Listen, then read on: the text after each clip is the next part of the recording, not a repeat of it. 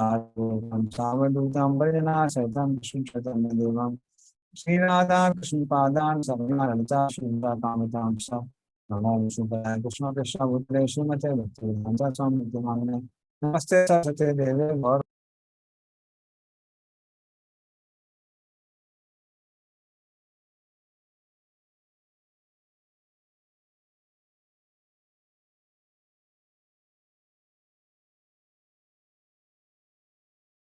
हे कृष्ण करुणा सिंधु दीनबंधुरते गोपसुरंतराधारंतं सुते तत्कांचन गौरांगी शरदे वृंदावनेश्वरी विष्णुमानुस्तुते रूपमानि नित्य नित्य परमात्मा ने मत सुभद्रा जगन्नाथ नमः जय श्री कृष्ण चैतन्य प्रभु नित्यानंद श्री गदाधर शिव हरे कृष्ण कृष्ण हरे Ram Ram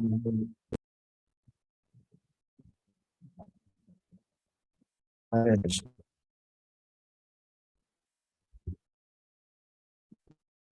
So we will be from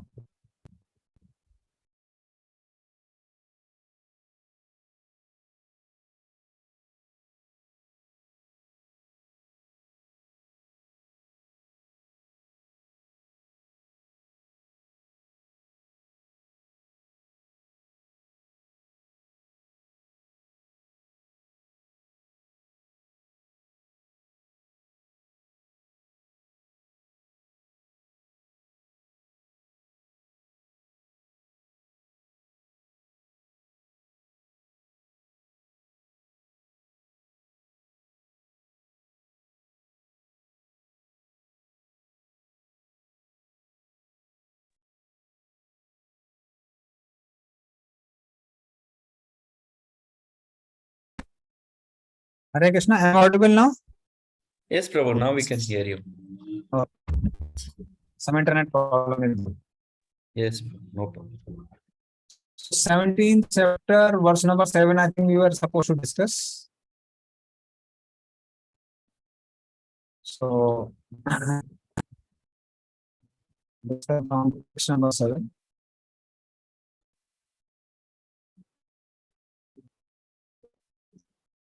So now Krishna is going to describe how if some person is there, he doesn't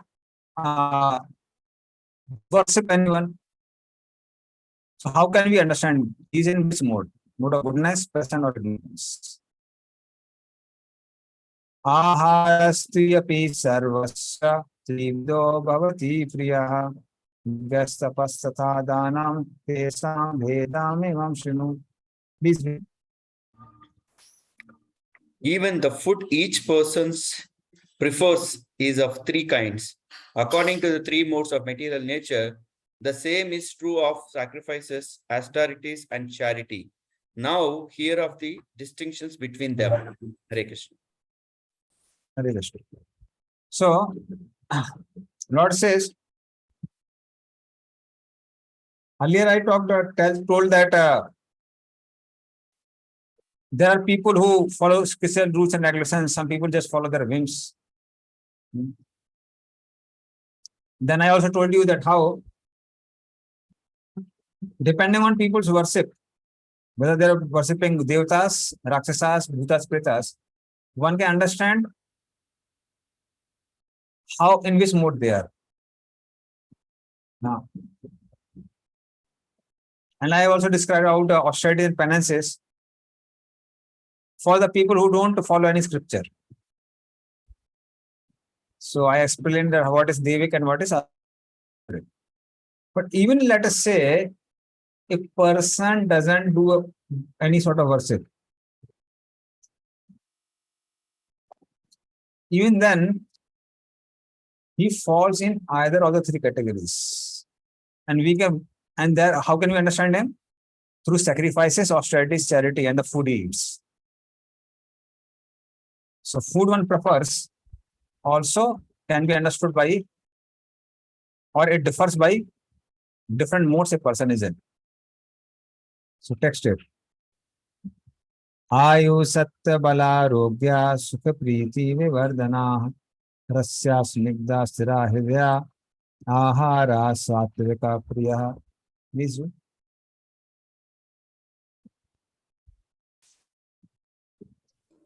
Food. Foods, Go foods ahead. dear to those in the mode of goodness increase the duration of life, purify one's existence, and give strength, health, happiness, and satisfaction. Such foods are juicy, fatty, wholesome, and pleasing to the heart. Hare Krishna. So now what are foods in mode of goodness? Those which increase the lifespan, ayuhu.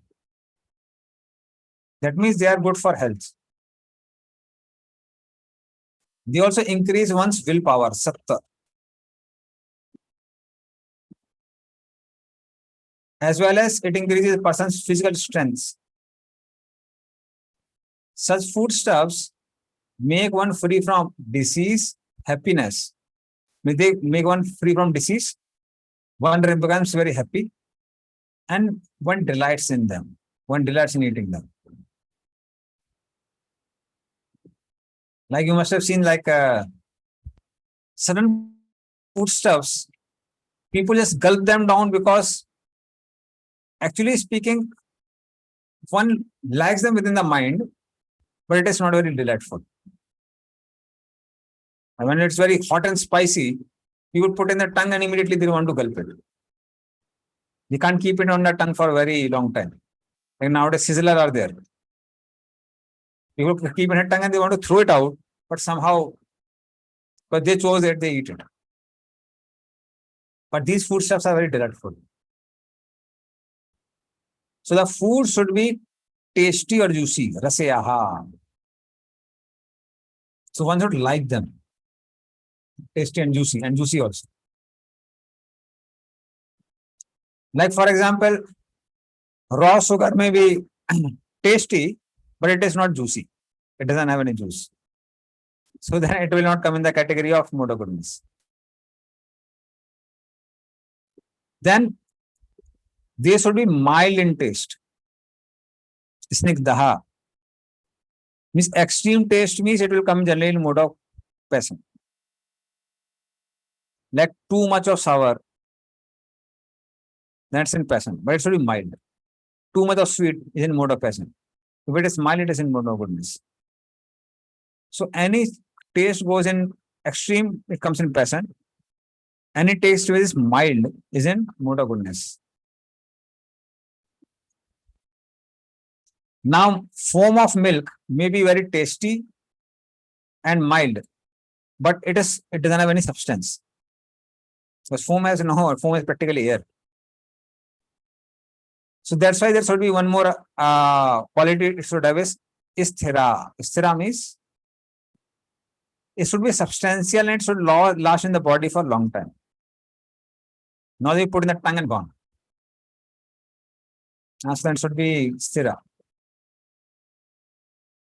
Now things like jackfruit have all these qualities. They are rasya, juicy. Snigdha means it has mild taste.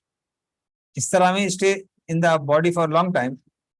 But then it's not good for stomach and other organs. Jackfruit now generally, at least I don't take because it causes constipation for me. So then it's not beneficial for stomach and other organs. So then the other quality comes is hirda. Hirda means it should be beneficial for heart, stomach and other organs also. It's not harm the organs.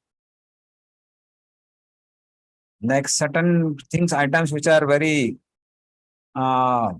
which are a lot of spices, many times cause ulcer in the intestine. So here they are. So that's why things like rice, wheat, milk, etc. And if we add sugar in the milk,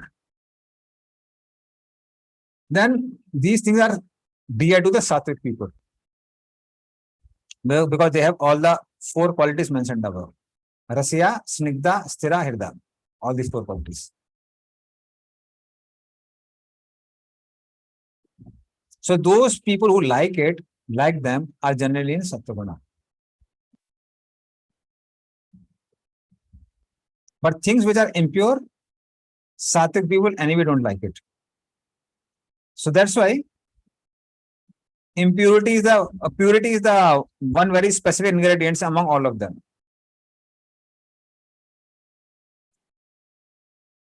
So what is impure is tamasic. Tamasic items, they are impure. By that only we understand what are tamasic. Like for example, things which are fed to or eaten by someone else who is not worshipable, it is tamasic. So sattvic people will not take it. And nowadays people know sometimes they want to show the love for the dog. Dog eats from the same plate and they also eat from the same plate.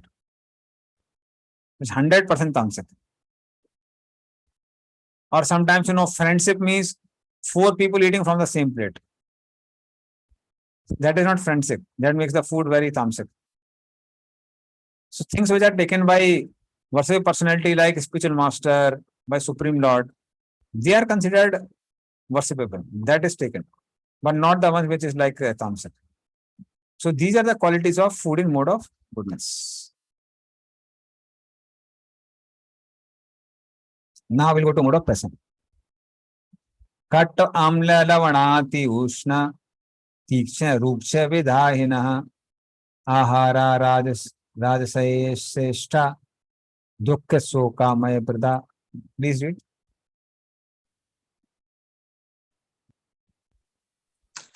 Foods that are too bitter, too sour, salty, hot, pungent, dry, and burning are dear to those in the mode of passion. Such foods cause distress, misery, and disease. So I'll take questions after describing all 3 of them. I know there will be a lot of questions. ISKCON is a kitchen religion. So anything which has extreme taste. So extreme is some adjective which can be added to each of these qualities. Then it will be called in mode of passion. Katu. Katu means very bitter, like neem.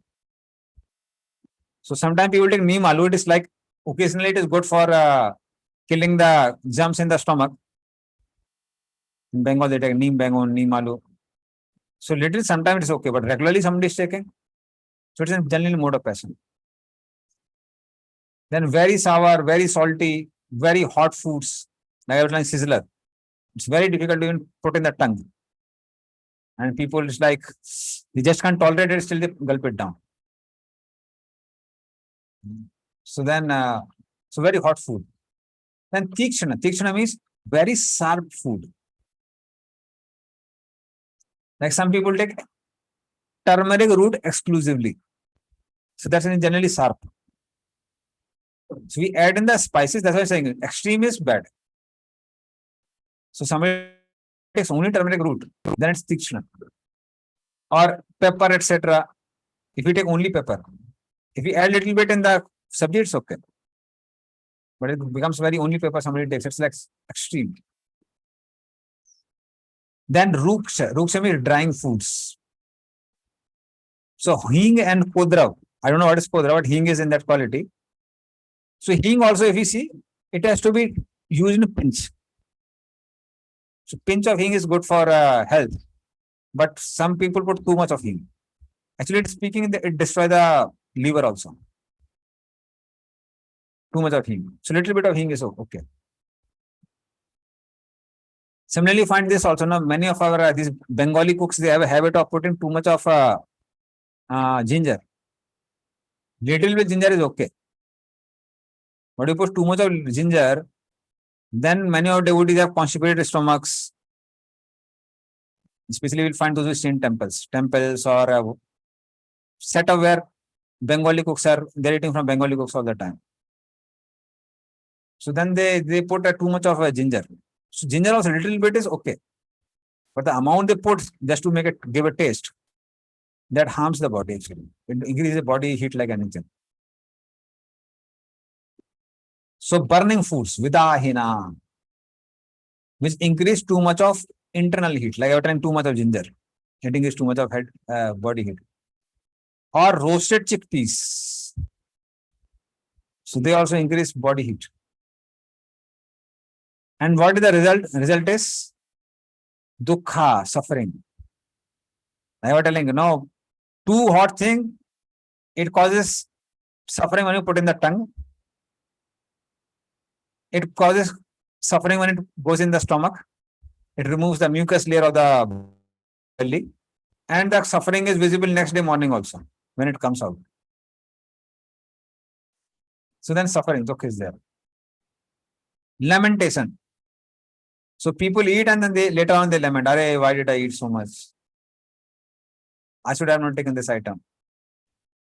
Now, this Subhak Swami Maharaj says, he has some quotes. He says, मुंह में सजा, मुंह में मजा, पेट को सजा. मुंह में मजा, पेट को सजा. So then it causes this lamentation, and it causes disease also. So Maharaj is like very strict. Maharaj was, it becomes an offense. So but I can quote him.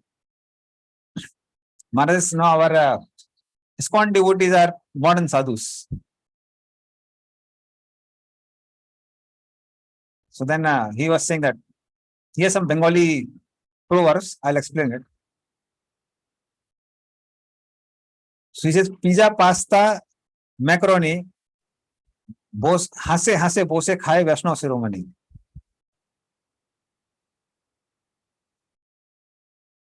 So he's Vaishnava Shiromani, topmost Vaishnava. But then what does he eat? Pizza, pasta, macaroni. Bring all these things I eat.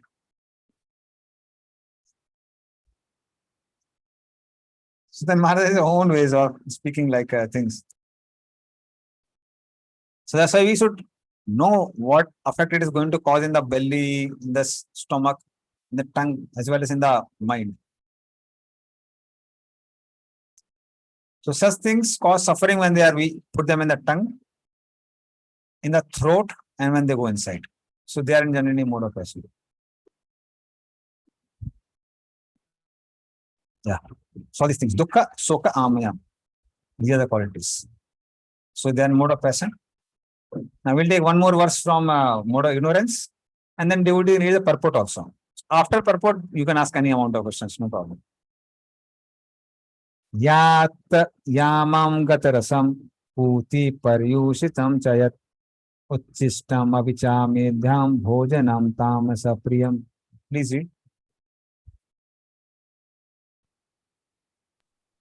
Food prepared more than 3 hours before being eaten, food is tasteless, decomposed and putrid, and food consisting of remnants and untouchable things is dear to those in the mode of darkness. You can read purport, then I'll read the. I'll explain it. The purpose of food is to increase the duration of life, purity, the mind, and aid bodily strength. Purify the mind and aid bodily strength. This is its only purpose. In the past, great authorities selected those foods that best aid health and increase life's duration, such as milk products, sugar, rice, wheat, fruits, and vegetables. These foods are very dear to those in the mode of goodness. Some other foods, such as baked corn and molasses, which not only palatable in themselves, can be made pleasant when mixed with milk or other foods. They are then in the mode of goodness. All these foods are pure by nature. They are quite distinct from untouchable things like meat and liquor. Fatty foods, as mentioned in the 8th verse, have no connection with animal fat obtained by slaughter. Animal fat is available in the form of milk, which is most wonderful of all foods. Milk, butter, cheese, and similar products give animal fat in a form which rules out any need for the killing of innocent creatures.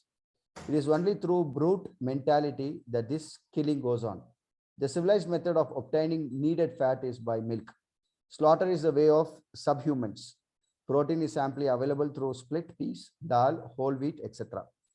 Foods in the mode of passion, which are bitter, too salty, or too hot, or overly mixed with red pepper, cause misery by reducing the mucus in the stomach, leading to disease. Foods in the mode of ignorance or darkness are essentially those that are not fresh. Any food cooked more than 3 hours before it is eaten, except prashadam, food offered to the Lord, is considered to be in the mode of darkness. Because they are decomposing, such foods give a bad odor, which often attracts people in this mode, but repulses those in the mode of goodness. Remnants of food may be eaten only when they are part of a meal that was first offered to the Supreme Lord or first eaten by the saintly persons, especially the Supreme Master, spiritual master. Otherwise, the remnants of food are considered to be in the mode of darkness and they increase infection or disease. Such foodstuffs, although very palatable to persons in the mode of darkness, are neither liked nor even touched by those in the mode of goodness. The best food is the remnants of what is offered to the Supreme Personality of Godhead. In the Bhagavad Gita, the Supreme Lord says that he accepts preparation of vegetables, flour and milk when offered with devotion. Patram pushpam palam toyam. Of course, devotion and love are the chief things which the Supreme Personality of Godhead accepts. But it is also mentioned that the prasadam should be prepared in a particular way. Any food prepared by the injections of the scripture and offered to the Supreme Personality of Godhead can be eaten even if prepared long ago, because such foods are transcendental. Therefore, to make food antiseptic, eatable and palatable for all persons, one should offer food to the Supreme Personality of Godhead. Yeah. So yatayamam means food which is cooked for or remains after 3 hours of cooking. Yatayamam. So now it's prasad propasa, we can take it. But even according to Ayurveda, the food which is cold takes a lot of energy to be digested. So generally foodstuffs mentioned in mode of goodness, they increase the duration of life, they give strength to the body. In mode of passion, they harm the body.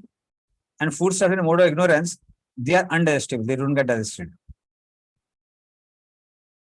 So that's why if somebody gets an opportunity to have like hot food, hot prasad, that's like always good for body.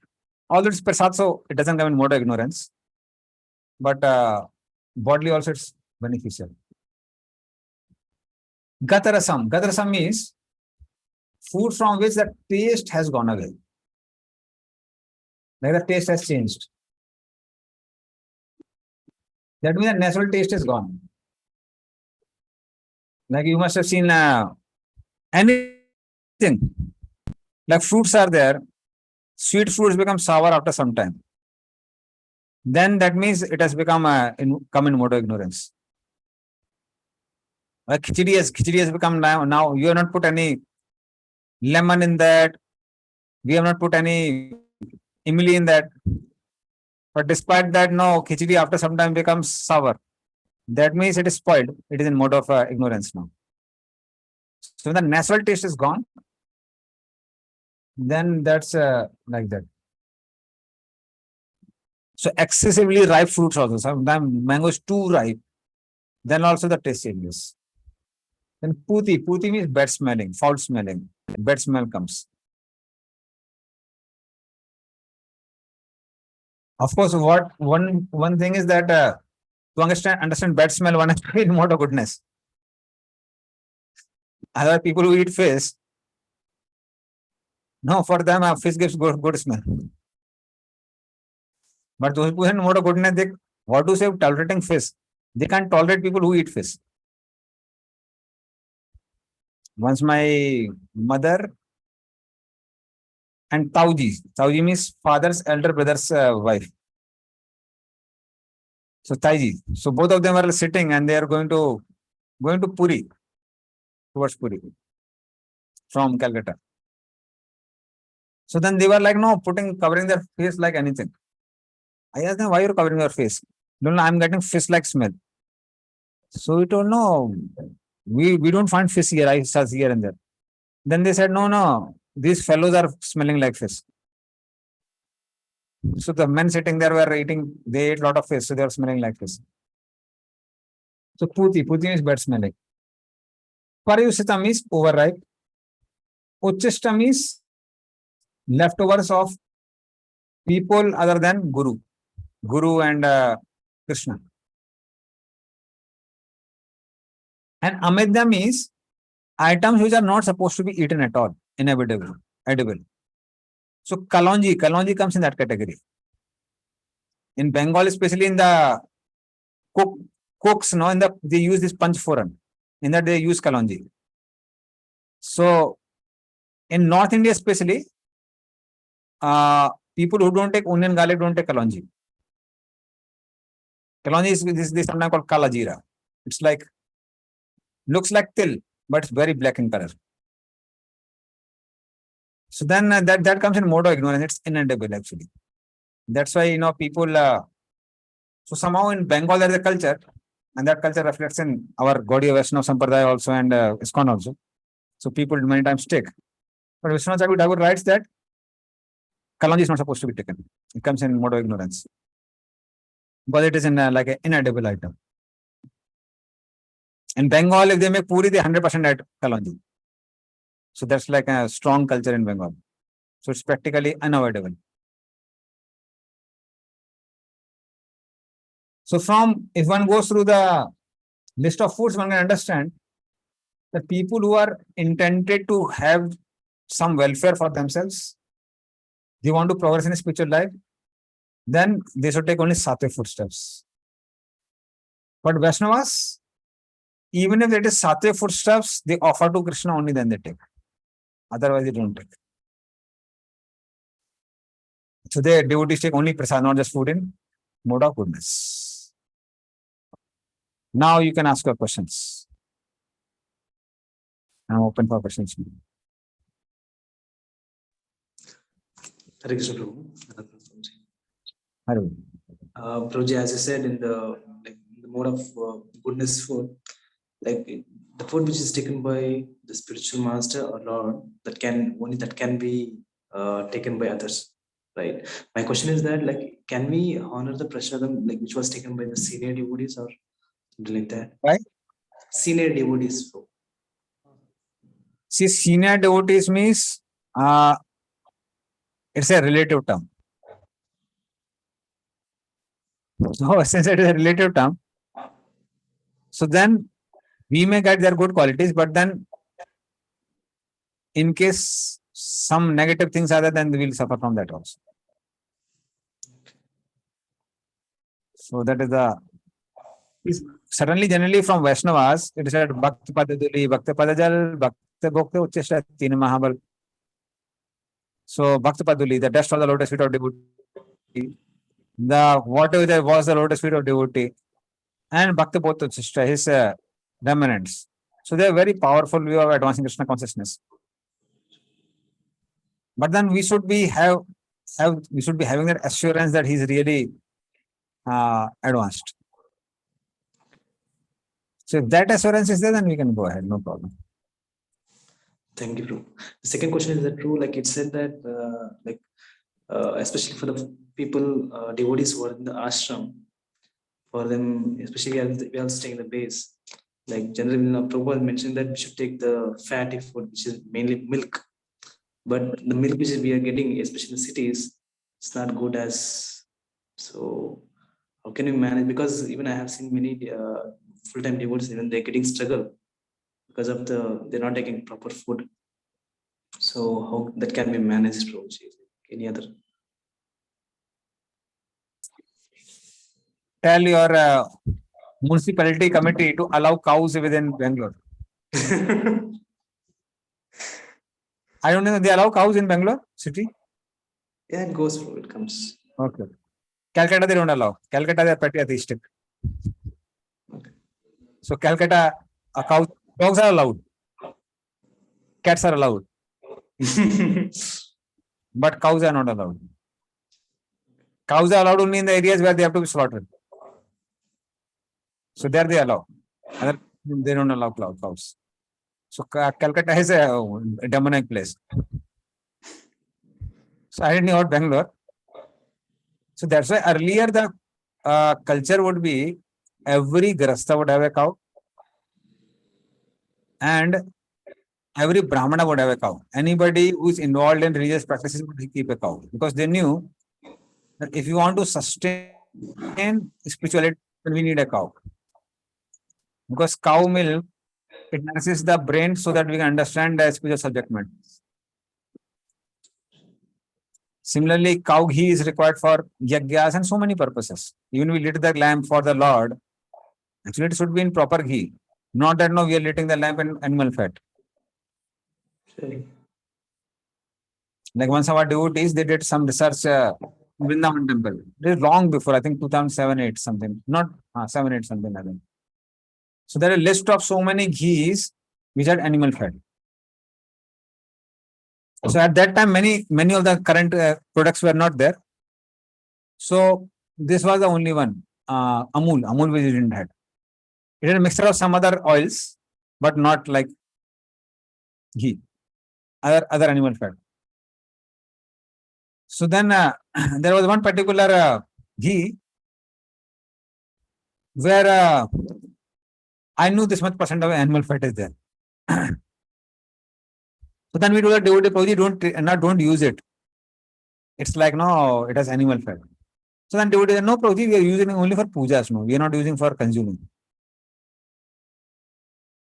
So how can you offer animal fat to deities? What is offered to deities has to be 100% pure.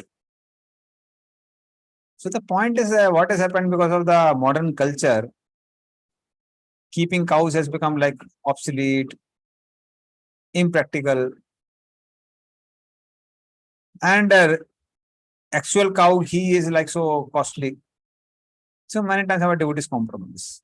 But what I would say is, we should be intelligent enough to know where to spend money. Madam, grastas, they don't understand where to spend money, where not to spend money. So Vedic culture would be that whatever required for body, they would spend in that.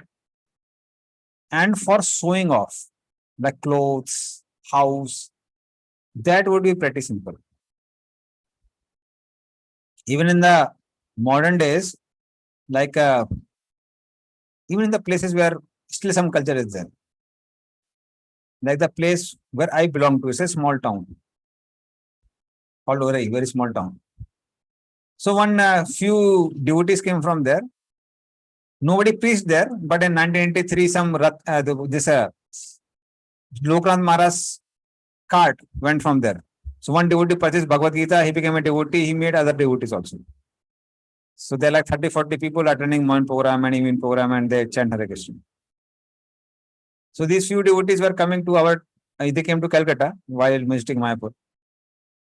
So they told like there is any place to stay. So I was feeling no guest house would be too costly for them.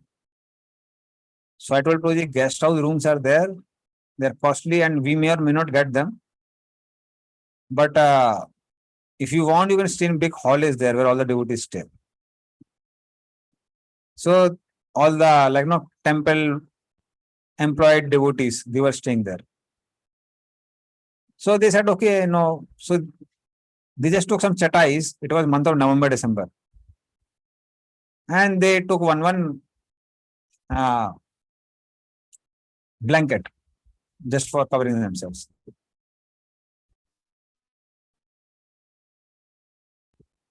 And when they went away, when I went back to my place, then I found that this one of the devotees, actually all of them are very wealthy. One of the devotees are owning entire market. So he had at least 30-40 shops in the center of the heart of the town. So even if one shop you get 10,000, 15,000 rupees rent per month. So 50 shops is like 40, 50 shops is too much. So such a wealthy person was a simple person. Nobody can identify as a rich man. One of my other relatives is there. It's like, he's also initiated devotee, Loknath Maharaj disciple. So he anywhere he travels, he wears this pajama and he has his banyan. Too much opulence means he'll wear one kurta, that's all. Nothing else. And he has one bungalow and 2 cars. But when it comes to food, they are very particular. They don't eat anything which is not cooked in ghee. They don't use any oils. So they use only pure ghee. So generally that is the Vedic culture. Vedic culture means you should know what to eat for inside. Like even my maternal grandfather, he would never eat in steel and iron pots, iron plates. So he said that these are meant for beggars. So generally they would use pital. So even today, if I go to South India, I recently went to Kerala and I saw this Anand Padmana, Vadi Kesav. Janardhan Swami temple and this Guruvayur. Even today they cook in the this pital vessels. They don't use iron vessels. And what is aluminium? Aluminium is so extremely hazardous for health. It was introduced by Britishers in India so that they can give slow poisoning to the prisoners. Slowly they can reduce their lifespan. And nowadays everybody is using aluminium vessels. And what is the non-stick? Non-stick things are they are poisonous actually. Microwave ovens, non-stick tavas. So that's why our devotees they should intelligently know what to spend for. Because body is healthy, then we can use the body in Krishna service. I mean, I gave a lot of elaboration. Okay, so I think I gave a too long answer. Anybody has any other question they can ask? Else we'll go to the next verse. Hare Krishna, Prabhu. Yes, Prabhu. Susakarjan. Yeah, Prabhu, like related to like, it's a very long topic, as you said, regarding the dairy products actually. So now when we say like spiritually, milk is very important, when we see Prabhupada used to drink, like, Santosh Prabhu was quoting right now. Like getting a milk is, and also when I'm doing a business actually, like organic business. I'm doing an organic business. Oh, so yeah. I sell desi cow milk and all. So there, when I started doing, I just learned a lot of stuff about cows actually, about desi cow and normal cows. So nowadays there's a concept of hybrid actually. The hybrid cows came into picture just for the manufacturing purpose. It's not even a cow, they say actually, and that's why getting a milk, no emotions at all. They just keep on, give milk like plenty, and they eat like anything, sit at one place. It is like, like a buffalo actually. Even the Jersey cows also, it's just like that only. But whereas if we see our desi cows, it's totally different actually. So here my question, when I was doing a business, cow products, any dairy products is like karma free, they were saying. This thing in that business, it's very good actually. And some people, they were saying milks actually in olden days, they were not selling actually. They used to give it but free, for poor kids and children. And so many things are there now. And now just because of the name, now it is like become so violent actually. The cows is being treated so worstly, and now just a few days back, even I got flesh in a milk actually. So I got very shocked actually. So which means earlier, they used to leave some milk for calf, some portion. Now they put that, a mission, and it sucks even from such a base, even sometimes blood also comes out of it. So here we forced to give milk, and is that a karma free, or how can we treat it? This is how its entire cities are working now. So yeah. See, actually, really speaking, milk is costly. Many times our devotee, they don't take that's why proper milk. It's not that it's not available. Like I know one person from Nagpur, anywhere in India you want milk, he'll supply you milk. But then he gives like 100, 120 rupees per liter, something like that. So then many times, people don't purchase, even our devotees don't purchase it many times. So when you say milk was given free, that time even food was free. In Vedic culture, there's no concept of charging for food. What to say water, nobody can even think of that water can be charged. Never ever in the history of the whole Vedic culture coming from Manu was water ever charged. So now people charge for water also. They charge for air also. Now put in air in your tire, they'll charge. So Kali Yuga things are like totally different. You can't use half-hand logic. But generally, if somebody has Gosala as well as farms, then actually they can maintain both. Because farms give food for cow, and cow dung and cow urine is used for farms. So Krishi and Goraksha, they go hand in hand. only Goraksha maintenance becomes very difficult to maintain. So that's why there is packet milk may be having all the using machines and all these things. All the nonsense may be there. But there are people who supply proper A2 milk. It's costly. But then people are ready to pay for Limca and Coca-Cola, which is such a nonsense, which spoils the stomach. But then they're not ready to pay for the milk. So that is the whole problem. So we have to judge what we want to drink. So even our devotee mentor know they take this Sprite and other Limca and other things. So for that they are ready to pay. But then you come for milk, very little costly they don't take. Then they say no, they add water to the milk. Or people will add water to the milk only when you don't pay them properly. So milk is little costly, you are no so angry why milk price has increased. And all nonsense foodstuffs and all sort of drinks which spoil the body, that they are ready to pay like anything. So it is just a matter of advertisements, that's all. So nothing else. So still we can get A2 milk, we can get proper Ahimsa milk it is called. It is a little costly, but then it is good for body and mind. So we become too much conscious of the budget when it comes to all these things which are beneficial to our body. But we don't mind paying heavy bills to the doctor. We don't mind eating all nonsense foodstuffs and stuffing in the belly. So then we have to judge. That's why we have little intelligence. We don't have to pay so much. No. Like in Bengal, you tell milk is costly, they'll not shout like anything. Milk is costly, milk is costly. But then they eat fish, which is so costly. So I know people who spend 2,000 rupees a week for a person, even poor people. Yesterday only I was asking one devotee. So he has a maid servant, she gets 10,000 per month. And she spends 2,000 rupees per week on fish. So costly. So that's why some also unhealthy people are ready to take. So for healthy food stuff, you should be ready to pay. And if you are ready to pay for that, it will encourage people to do good production. For example, people start taking organic vegetables, organic foodstuffs. In due course of time, organic things will become abundant and the price will also reduce. Whenever you want to produce a small quantity, it is costly. Whenever you want to produce a huge quantity, it is cheaper. So it's a matter of choice, that's all.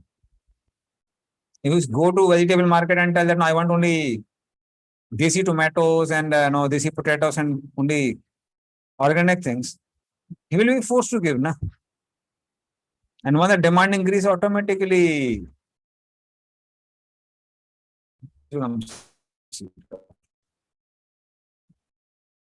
just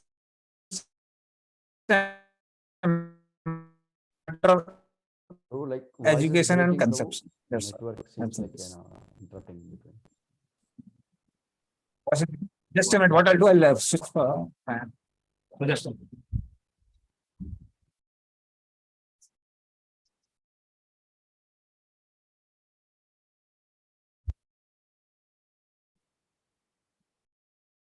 Okay, is it audible now? Yeah. Yes, Prabhu. Yes, Prabhu. Okay.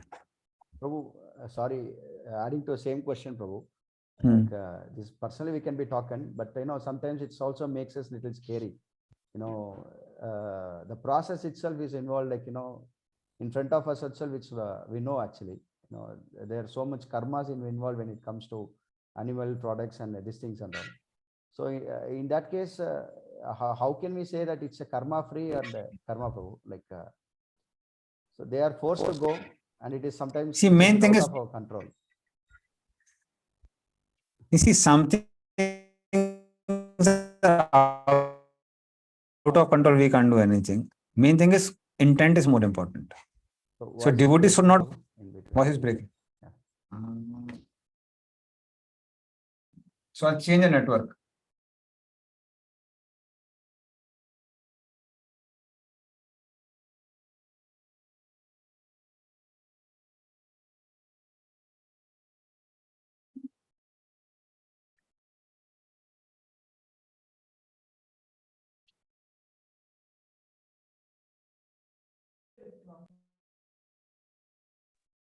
Oh, it's better now, Prabhu. Looks like the network is fine now. Network is fine. Okay, I have changed to another network. Let us see. Okay.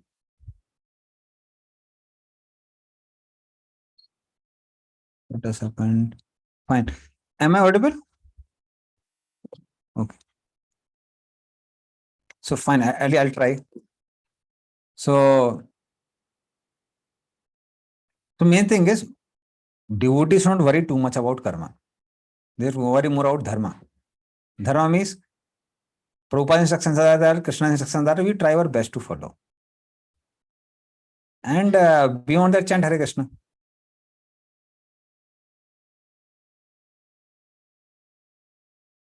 So if Krishna says here that we are having a proper intent and we're trying our best, Krishna will take care. So like whole Bhagavad Gita is about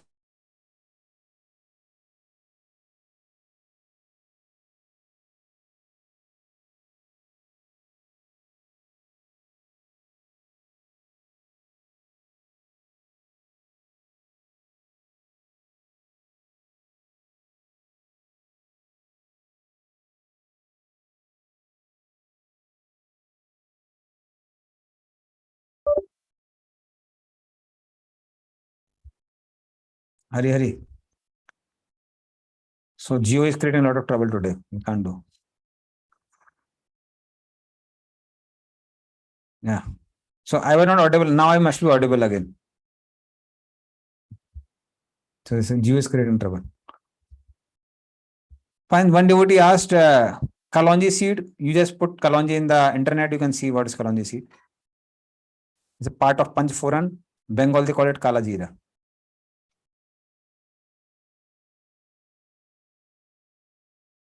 So beyond that, very difficult to describe. It looks like til, but black in color. Jet black in color. That's called kalonji.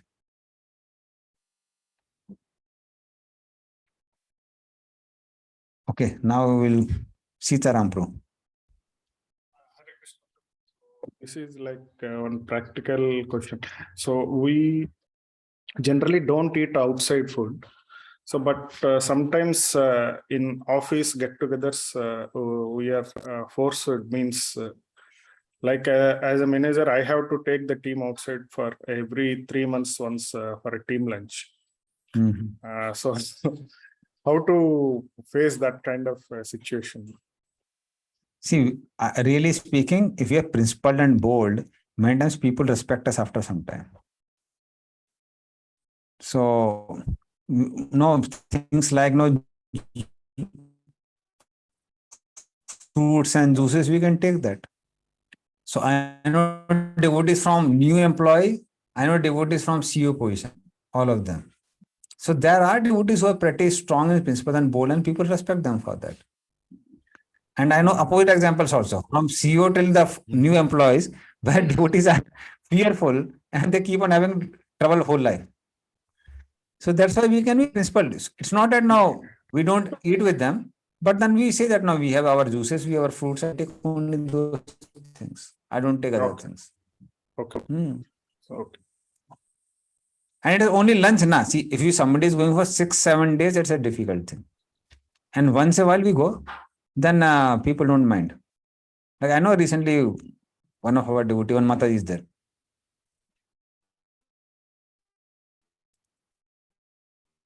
She goes for any party, every 2-3 months they have some party. So then all the, even the boss also, no, he brings a lot of sponsors, not sponsors in the sense he orders, a lot of fruits for her. The fruits and juices. So then she takes her own peeler and knife. She takes it, cuts it, consumes it. Things like banana. Banana anyway, banana nobody can, you don't record cutting. Also just peel it off and eat it. Grapes are there, you just have to eat it. You don't have to just even peel off. Even like a pretty aristocratic. If you take some nowadays, they have juice in such a packets. It's pretty aristocratic also. So then we can take. And older days there was a trouble. Nowadays, so even we can say we are vegan. Okay. Vegan is like in a quite a respected term because it's predominant in the West. Yeah. Okay. Okay. Okay, bro. Thank you. Hare Krishna. Very good. And nowadays we have a lot of influence. Even you will find the flights in the railways. Many places there is supply of Krishna Prasadam. So days have changed now. ISKCON is increasing influence like anything. So we have Krishna Prasadam nowadays. Okay. So we'll come to sacrifices. Sacrifices in 3 modes.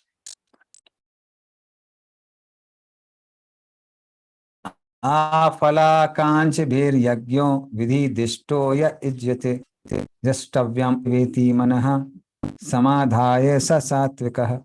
Please read. Of sacrifices, the sacrifice performed according to the direction of scripture as a matter of duty by those who desire no reward is of the nature of goodness. Hare Krishna. Yeah.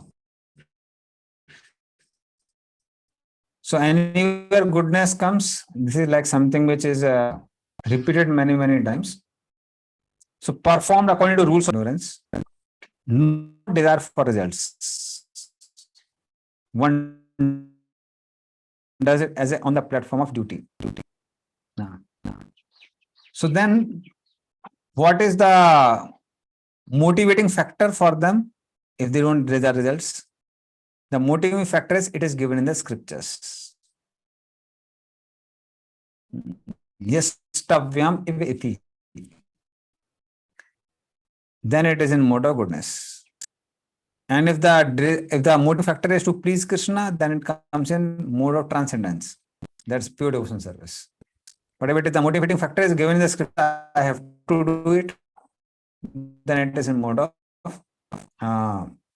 goodness. Such people generally, they go to the temple early in the morning, matter of duty. Like Prabhupada was talking about Singhania family as far as I remember. These were in olden days in 1940s, 50s, 60s.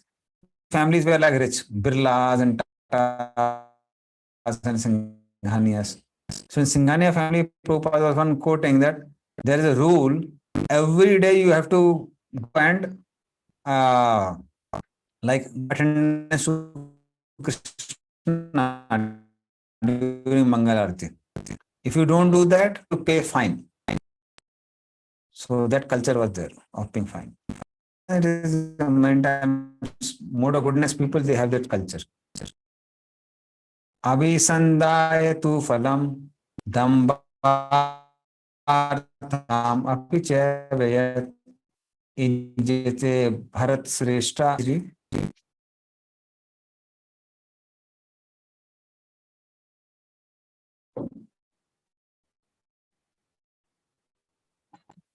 But the sacrifice performed for some material benefit or for the sake of pride, O chief of the Bharatas, you should know to be in the mode of passion. Yeah. So for material benefit, other in this world or in the next world. Some people want to go to heaven. For that they perform sacrifice. Some people want to get some things in this world. That is also another one. Or for the sake of dhambartham means pride. Pride means to show to others that I am a very religious person. So many times for that people perform. Now mode of ignorance.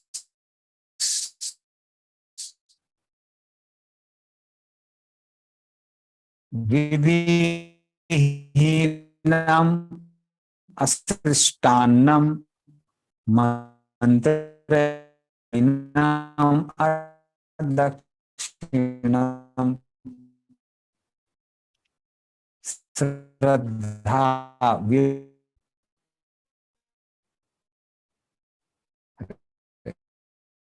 Krishna. Seems like internet is bad. Hare Krishna, Hare Krishna. Am I able to all the devotees? Roger, try to switch off the video. Or my voice is breaking? Your voice is breaking. Okay. Okay, so I just read text number 13. So maybe you can read that translation. Hare Krishna. Any sacrifice performed without regard for the directions of scripture, without distribution of prasadam, spiritual food, without chanting of Vedic hymns and remunerations to the priests, and without faith is considered to be in the mode of ignorance. Yeah. So vidhihinam is the rules and regulations given in the scriptures. People don't care for that. Asrishta annam means there's no distribution of prasad after the sacrifice. So generally the culture, even in the, we can see Gaudiya Vaishnavas, whenever we have kirtans, Harinam Sankirtan is there. At the end of that, there is always some prasadam distribution.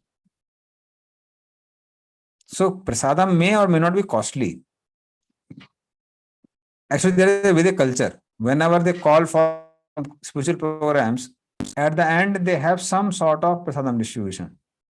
If nothing is there, in North India they have like sugar coated this. This is called batasa. It's like very easy. So that is also considered prasad. Or you can offer this khichdi or whatever is like cheap. So then that has to be there. So if that is not there, and mantrahinam, Vedic mantra chanted, or they are not chanted properly many times. Yeah. So we find that in many places, Pujari is more concerned about dakshina than about the mantras. And if mantras are not chanted properly, there may be opposite result also. And nowadays, pujaris have all these mobile phones, and then they're chanting a mantra and suddenly call comes and they start kind of putting the calls, or they're eating some tobacco in the mouth. So properly mantras don't come out. So then that should not be like that. So mantras should be chanted properly. And priest should get remuneration. So general culture is that Brahmana should be satisfied. So Brahmanas demand, give me this much of charity, that much of charity. But Yajman, the person who is conducting the yajna, is supposed to be charitable. He should try to give a priest as much as that he is satisfied.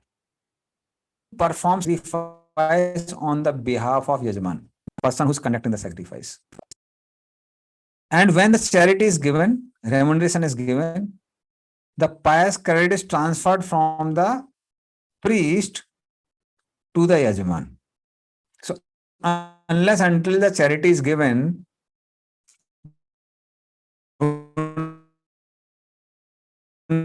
is given, one doesn't find in a like one of our devotees. I forgot his name. Kamal Lochanpur, yes. First one's narrating that in Mira Road Temple, so they called all these devotees from Gurukul in Mayapur, and they performed the inauguration ceremony. It's like cornerstone laying ceremony for the temple. But for 2.5 years, they were not getting any donations. It was become so difficult to connect donation for temple. But Gurukul was flourishing like anything. So much was coming to Gurukul. After 2.5 years, he remembered, oh my God, what happened? Then he remembered we didn't give the donation to the Gurukulis who came and performed a yajna. And they also didn't spoke anything, they just went back like that. Then he went back to Mayapur, he gave them a donation charity. And then he said, and after that, so much donation started pouring out in our temple. Temple got very quickly built. So that is how should be given. Dakshinam. So dakshina should be given. If dakshina is not given, it comes in mode of ignorance. So Vedic culture is things are not charged. Brahmanas never charge. They give education for free. They do yajnas for free. But unless until the student or the yajman doesn't satisfy the Brahmana, who anyway doesn't have much desires, by giving proper donations, one doesn't get result. So that's why remuneration is given. So that's the Vedic culture. Now, talks about austerities. So first is the austerity of body. Deva Dveja Guru Pragya Pujanam Socham Arjavam Brahmacharya Mahimsam Cha Sariram Tapochyate. Please read. Austerity of the body consists in worship of the Supreme Lord. The Brahmanas, the spiritual master and superiors like the father and mother, and in cleanliness, simplicity, celibacy, and non-violence. Hare Krishna.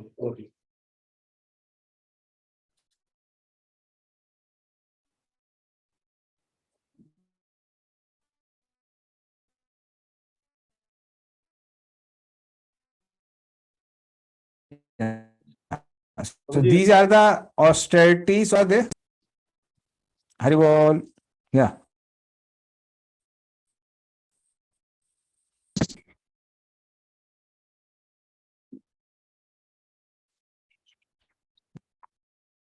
The voice is breaking. I can try one last option, one more network.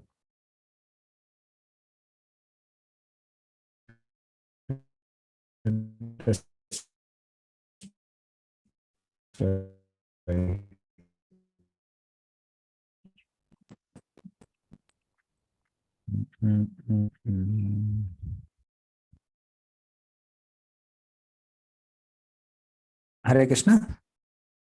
Is my voice okay now? Better, Prabhuji. Okay.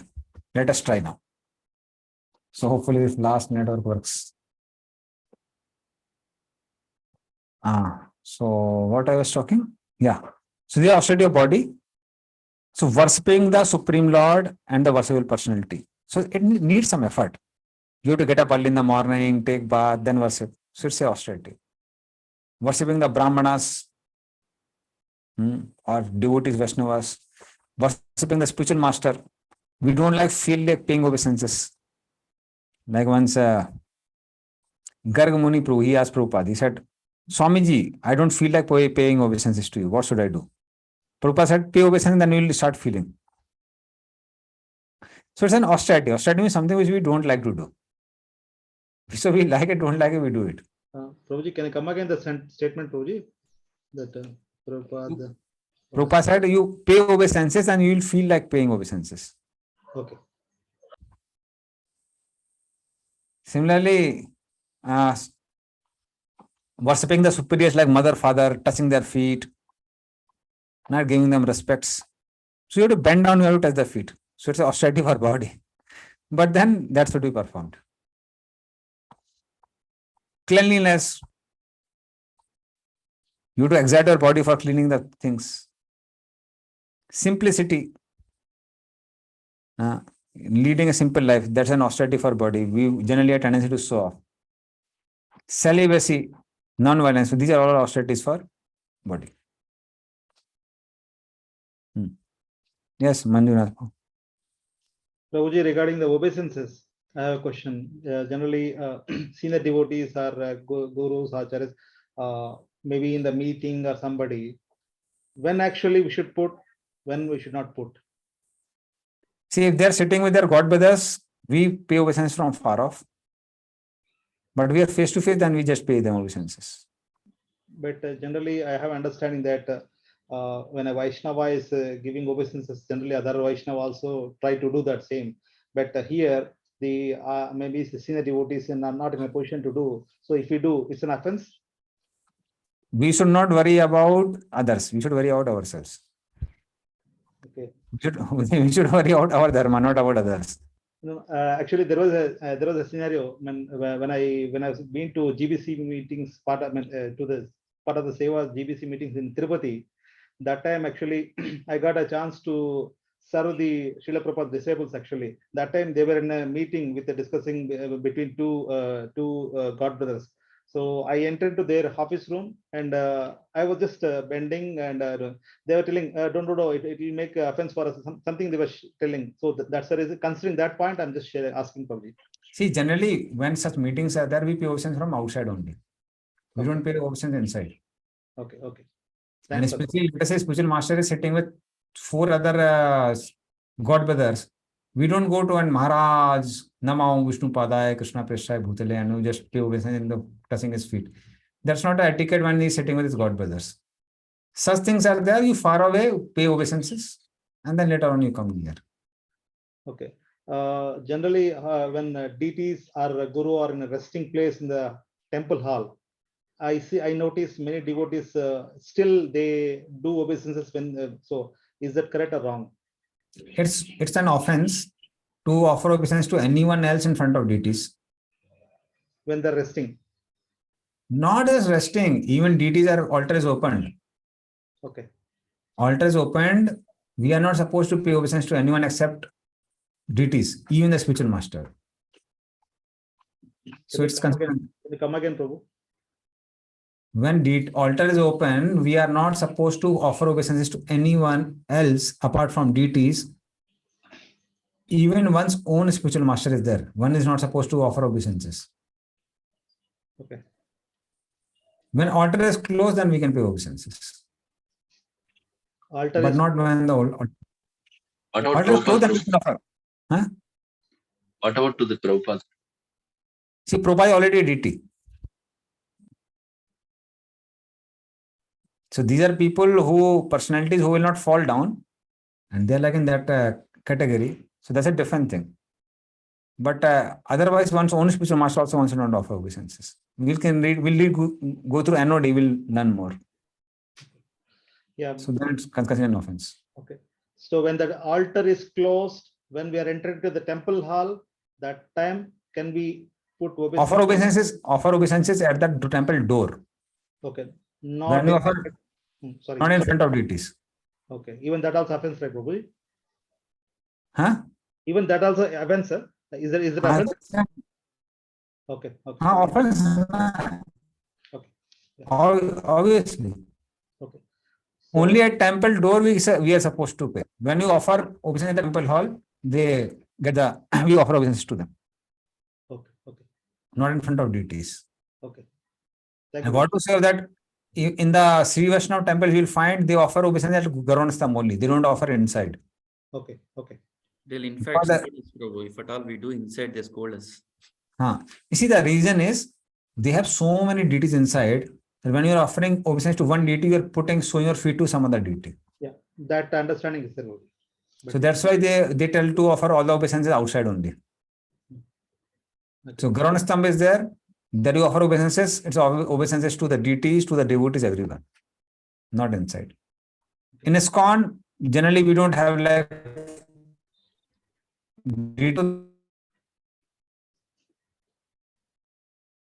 then we keep the okay, Kalyanpu. Oh, missing the voice. Hello. Oh, Hare Krishna. I am helpless. I don't know what Leela is going on today. Now it's okay, Prabhu. Now it's okay. Prabhuji, I like to take an opportunity. So even the altar is open, Srila Prabhupada altar is open. We should do obeisances in the left side to the Srila Prabhupada and right side to the what exactly? I mean, generally, I've seen people they're putting in the right side or this side obeisances. What function this has? Prabhupada taught us left side. Okay, left side. Both Sri Prabhupada and deities. Okay, okay, not on the right side, right? Not at the right side. See, actually, what happens is, really speaking, ideal standard is that spiritual master has to be paid obeisances with the head, and deities should be on the left side, because we are the left side expansion, where Shakti is of Krishna. Demigods towards the right side. When you go to demigod temple. So that is the actual standard. But what happens is, because in our ISKCON temples, we keep Srila Prabhupada in front of deities, because even when Srila Prabhupada was physically present, he was directly taking darshan of the deities.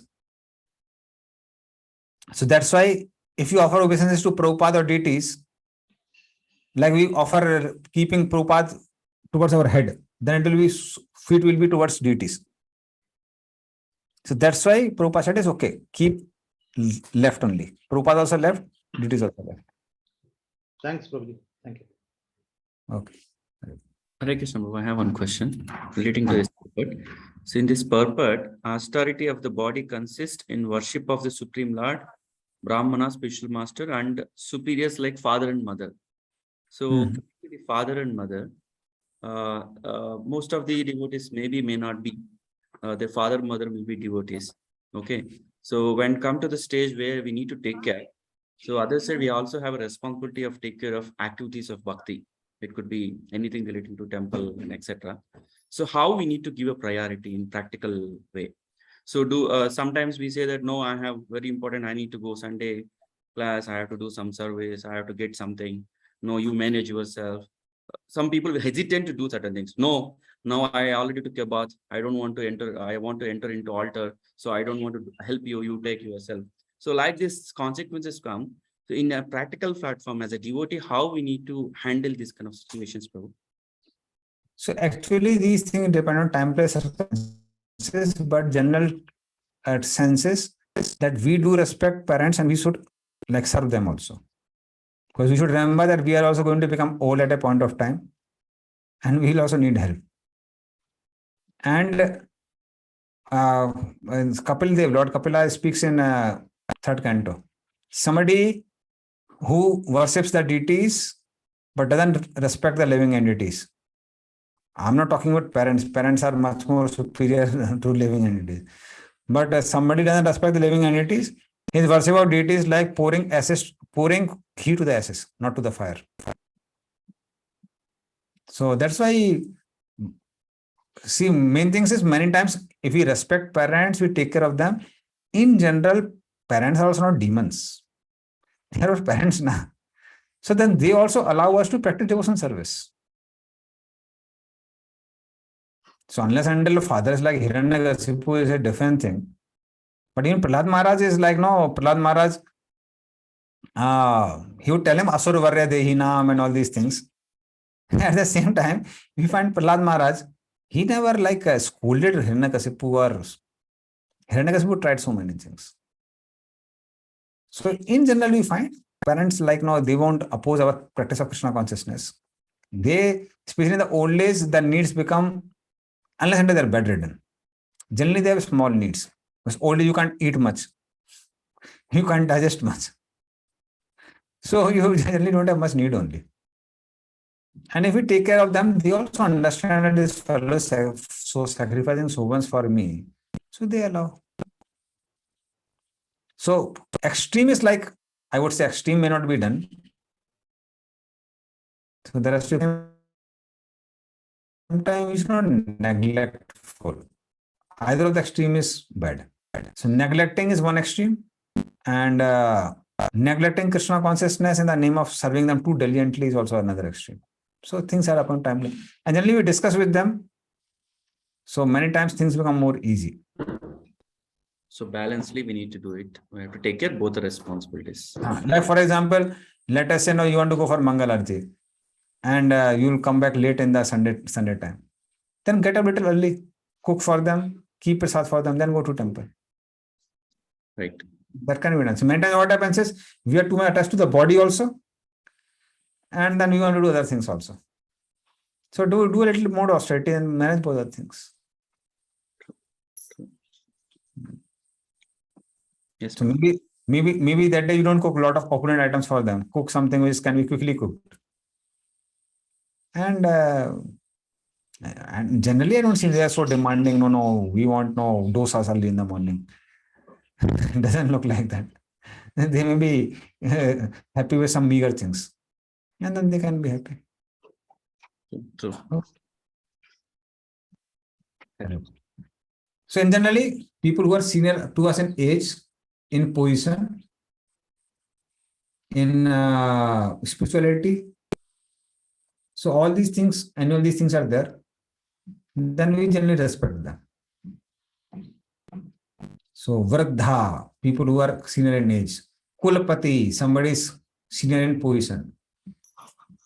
So then we generally respect them. When it comes to Bhakti, Prabhu, how the seniority, we can't judge by the number of years, not like that, right? It's just the way they surrendered to Krishna. That's how we consider this when it comes to Bhakti. In general, in Krishna consciousness, what we do is, when it comes to others, anybody who's senior, who has spent more time in Krishna consciousness, we respect them. But when it comes to ourselves, we don't say, oh, I'm a senior devotee, pay obeisance to me. No, we understand now, even if I have advanced, I have spent so many years, but I'm not so advanced. So, amanina manidena, that is the Vaishnava culture. We don't expect respect, but we respect others. Okay.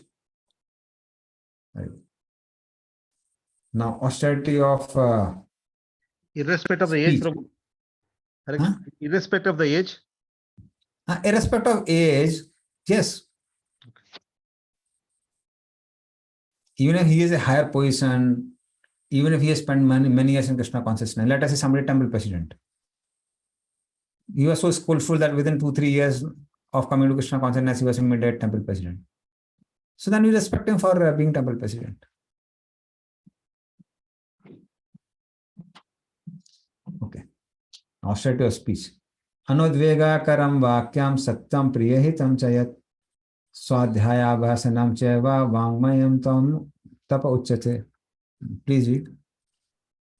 Austerity of speech consists in speaking words that are truthful, pleasing, beneficial, and not agitating to others, and also in regularly reciting Vedic literature. Hare Krishna, over to you.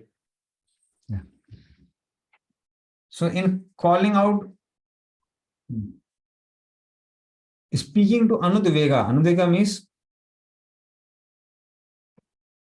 not creating disturbance. See, generally you will feel some people, they even normal talk is there, they speak in such a way that it agitates others. And certain people are there, even if they want to correct, they would correct the other person without creating a agitating situation. Like I know some of the Prabhupada disciples, even I can tell the name also, like Janmashtami Prabhu is there. So he's a person who has founded our Mayapur Institute. But then he was attending Bhakti Sastri class because he never did, although he taught. Before that, there was no concept of Bhakti Sastri. So he is the one who started along with Bhurujan Pu in Vrindavan. And later on, he came to Mayapur and he started MIH, Mayapur Institute. So then he was attending. So I was like teaching, but he's very skilled in teaching. So he wanted to give feedback, but then he gave in such a loving way, it never hurted me.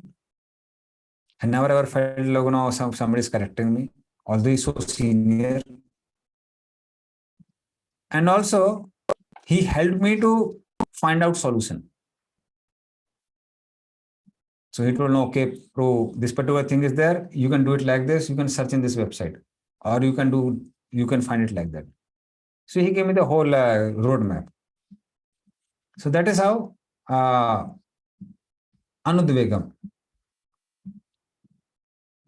Then Satyam is, it should be truthful.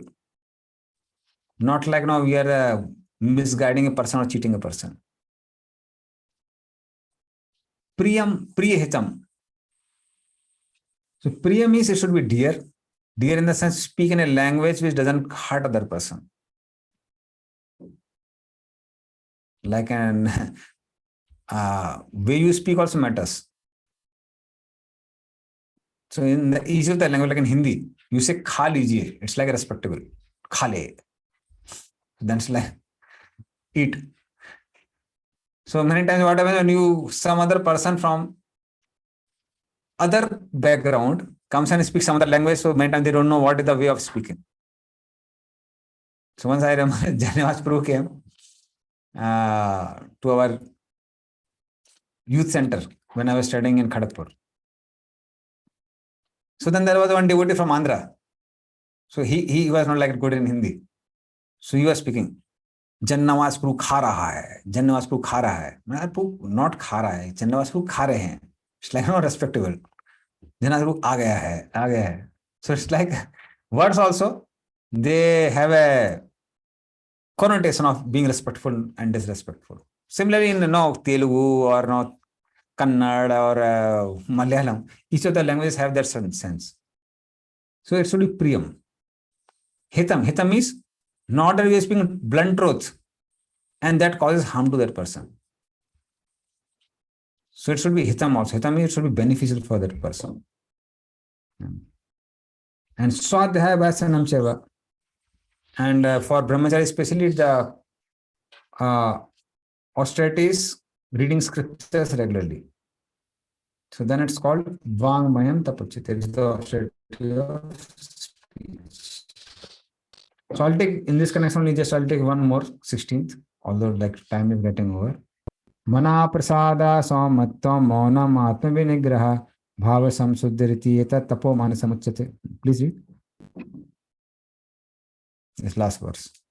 And satisfaction, simplicity, gravity, self-control, and the purification of one's existence are the austerities of the mind. Hare Krishna. Yeah. So tranquility. Mind will try to get agitated, but Prabhupada says we should bring it back to Krishna consciousness. Understand this world is temporary and ultimately we are getting our own karmas. So we should please the mind and bring it to tranquility. Gentleness. So gentle behavior, not like harsh behavior. Silence. Silence means speaking only about Krishna. That's silence. Control of the mind. So as I told before also, intelligent people don't just think. They know how they think and they can think that they want to think. So in this way, that's called control of mind. And then purity of the heart. That means mind should not have impressions of sense gratification. Mind should be filled with the impressions of Krishna consciousness. So these are considered the austerities of the mind. I will discuss further things which will Srimad Bhagavad Gita ki, Srila Prabhupada ki, Jai Gaur Premanande.